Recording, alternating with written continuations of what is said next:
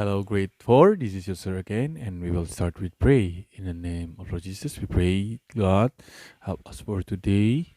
Help us to understand the words of God, everything that you have that you want, and in this day, in the name of Lord Jesus, we pray. Amen. And now, kita masih belajar tentang bagaimana kehadiran Tuhan dalam berbagai peristiwa, baik menyenangkan, tidak menyenangkan, happy, unhappy, good, ungood. For us, but God, it's always good. Tapi Tuhan selalu baik. Nah, lalu apa sih yang menjadi tujuan Tuhan hadir di setiap peristiwa hidup kita? Yang pertama adalah membuktikan bahwa kasih Tuhan adalah kasih sejati untuk semua orang. Tuhan hadir bagi siapa saja di seluruh dunia ini untuk menolong, untuk menunjukkan bahwa Tuhan tidak pilih-pilih kasih. Jadi, jangan pikir, oh, bagi dia ada Tuhan yang menolong, bagi saya tidak. Bukan begitu ya. Tuhan menolong. Saya sakit tidak sembuh, dia sembuh, berarti Tuhan menolong. Saya tidak. Tuhan itu mengasihi semua orang. Papa dan mama mana yang pilih-pilih kasih? Tetap semua anak dikasih makan, semua anak dia kasih sekolah, semua anak dia jaga dan rawat. Kecuali orang tuanya sudah mengalami penyakit aneh. Tapi normalnya seorang orang tua itu pasti akan menjaga anak-anaknya. Tak pilih-pilih kasih. Yang ini lahir, kamu aku jaga. Kedua lahir, ndak usah jaga. Wah, bukan begitu. Apalagi Tuhan kita Bapa di sorga. Tidak pilih-pilih kasih. Tapi ada yang kaya, ada yang miskin. Tuhan tetap memelihara kita. Kebaikan Tuhan tidak bisa diukur dengan miskin atau kaya.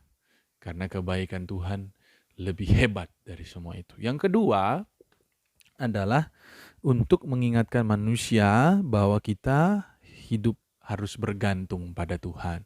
Jadi untuk mengingatkan kita untuk tidak sombong, untuk bergantung kepada Tuhan. Seringkali ada peristiwa yang terjadi yang tidak menyenangkan untuk membuat kita sadar kita perlu Tuhan. Untuk membuat kita bergantung kepada Tuhan ya.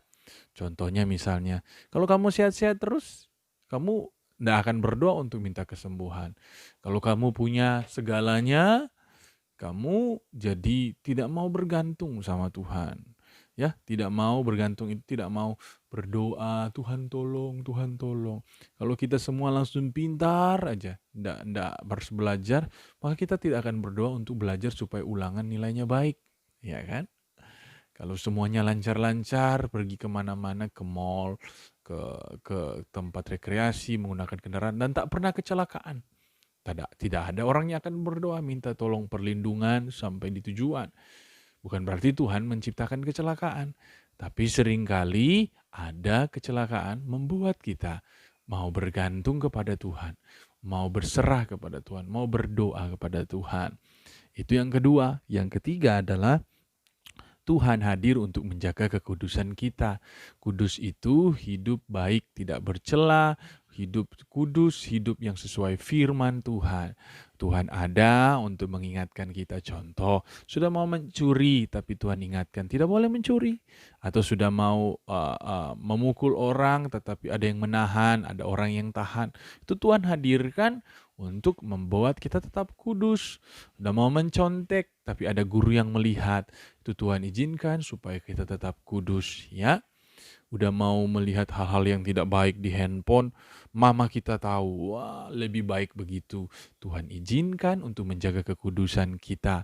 Hidup kudus, berkenan kepada Tuhan. Tuhan senang. Yang keempat, yang terakhir, tujuan kehadiran Tuhan adalah menyatakan kemuliaannya. Supaya kita melihat kuasa Tuhan. Oh, saat aku susah ada Tuhan yang menolong. Saat aku mengalami kesulitan ada Tuhan yang melepaskan dari kesulitan itu. Saat keluargaku dalam keadaan sulit ada Tuhan yang mencukupkan.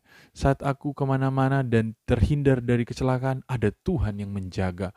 Kemuliaan Tuhan dinyatakan. Saat aku merasa aku tidak pintar, aku berdoa, Tuhan memberikan kepintaran, aku jadi pintar, Tuhan sedang menyatakan kemuliaannya. Kemuliaannya itu artinya kehebatan, keagungan, kebesaran Tuhan.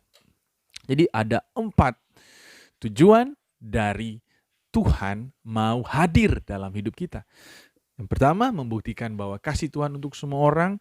Yang kedua, mengingatkan bahwa kita harus bergantung kepada Tuhan, percaya kepada Tuhan, berharap kepada Tuhan. Yang ketiga, menjaga hidup kita tetap kudus. Dan yang keempat, yang terakhir adalah menyatakan kemuliaan Tuhan. Thank you everyone. God bless.